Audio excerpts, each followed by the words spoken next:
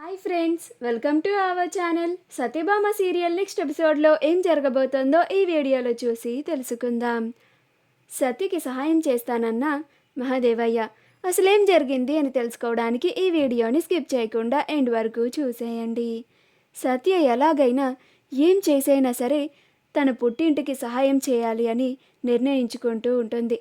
అలా ఏం చేయాలబ్బా అని ఆలోచిస్తూ ఉంటుంది. అలా క్రిష్ వస్తాడు. ఏంటి సత్య, ఇప్పుడు ఏం చేద్దాం, నాకు కూడా ఏమీ అర్థమైతలేదు అని అంటాడు. అప్పుడు సత్య ఏం చేస్తామంటే ఏం చెప్పను క్రిష్, ఇంటి గురించి రేపు ఎలాగైనా కోర్టుకు మనం వెళ్ళాల్సిందే అని అంటుంది.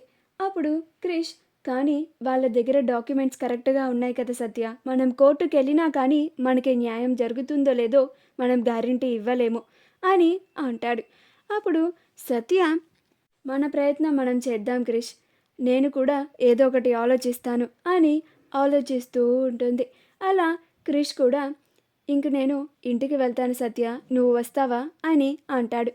అప్పుడు సత్య, నేను ఒక 2 రోజులు ఇక్కడే ఉంటాను క్రిష్ అని అంటుంది. అప్పుడు క్రిష్ ఇంటికి వెళ్ళిపోతాడు. ఆ తర్వాత కాసేపటికి మహాదేవయ్య సత్యకి కాల్ చేస్తాడు. అప్పుడు సత్య కాల్ లిఫ్ట్ చేసి, ఏంటి మావయ్య గారు ఇప్పుడు కాల్ చేస్తున్నారు అని హలో అని అంటోంది. అప్పుడు మహాదేవయ్య, ఏం కోడలా, నేను పెడుతున్న కష్టాల్లో లోటుపాట్లు ఏమీ లేవు కదా, నేనిచ్చిన కొత్త షాక్ ఎట్లుంది అని అంటాడు. ఆ మాట వినగానే సత్య ఆశ్చర్యపోతుంది. ఇదేంటి మావయ్య గారు షాక్ ఇవ్వడం ఏమిటి అంటే అని అనుకుంటూ ఉంటే అప్పుడు మహాదేవయ్య, ఈరోజు ఈ ఇల్లు నాది అని వచ్చాడే, ఆడు కూడా మన మనిషే, నేను పంపినవాడే, నేనెట్లా చెప్తే అట్లా వచ్చి చేసిండు, యాక్టింగ్ బాగా చేసిండు కదా, జర రేటింగ్ ఇయ్యరాదే అని అంటాడు. అప్పుడు సత్య, ఇదంతా మహాదేవయ్య పన, అయితే ఇదంతా కావాలని నన్ను దెబ్బతీయడానికి చేస్తున్నాడు అని కన్నీళ్లు పెట్టుకుంటూ ఉంటుంది.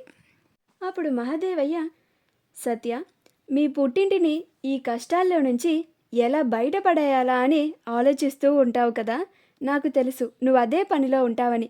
సరే, నీకొక మంచి సలహా ఇస్తాను విను. నీకు ఈ కష్టాలన్నీ ఏమీ లేకుండా ఉండాలి అని అనుకుంటే నేను నీకు సహాయం చేస్తాను అని అంటాడు. కానీ నువ్వు ఒక పని చేయాలి అని అంటాడు. అప్పుడు సత్య, ఏం చేయాలి మావయ్య అని అంటుంది. అప్పుడు మహాదేవయ్య, నువ్వు ఏదైతే నేను క్రిష్ కన్న తండ్రి కాదు అన్న నిజాన్ని క్రిష్ ముందు బయట పెట్టాలి అని కంకణం కట్టి కూర్చున్నావో దాన్ని తీసి పక్కన పడేయాలి. నువ్వు ఏమీ మాట్లాడకుండా కుక్కిన పెనులాగా ఒక మూలన పడి ఉండాలి. నేను ఏం చేసినా ఒక్క మాట కూడా ఎదురు చెప్పకూడదు. అప్పుడు నీ పుట్టింటికి వచ్చిన కష్టాలన్నీ పోతాయి, వాళ్ళు కూడా సంతోషంగా ఉంటారు అని అంటాడు. అప్పుడు సత్య ఆ మాటకి ఆశ్చర్యపోయి ఏం మాట్లాడకుండా మౌనంగా ఉంటుంది. అప్పుడు మహాదేవయ్య, ఏం కోడలా, మాటలొస్తలేదు, నీ నిర్ణయం ఏంటో చెప్పు మరి అని అంటాడు.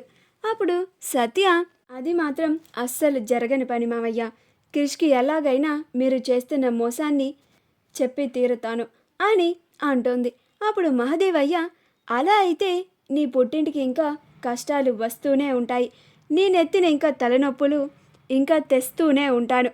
అప్పుడు నువ్వు ఆ కష్టాల్లో బిజీ అయిపోయి నన్ను పట్టించుకోవు కదా, అప్పుడే కదా నేను ప్రశాంతంగా ఉంటాను అని అంటాడు. మా వీడియో కనుక మీకు నచ్చినట్లయితే లైక్ చేయండి, షేర్ చేయండి, మా ఛానల్ని సబ్స్క్రైబ్ చేసుకోండి, పక్కనే ఉన్న బెల్ ఐకాన్ని క్లిక్ చేయడం మాత్రం మర్చిపోకండి.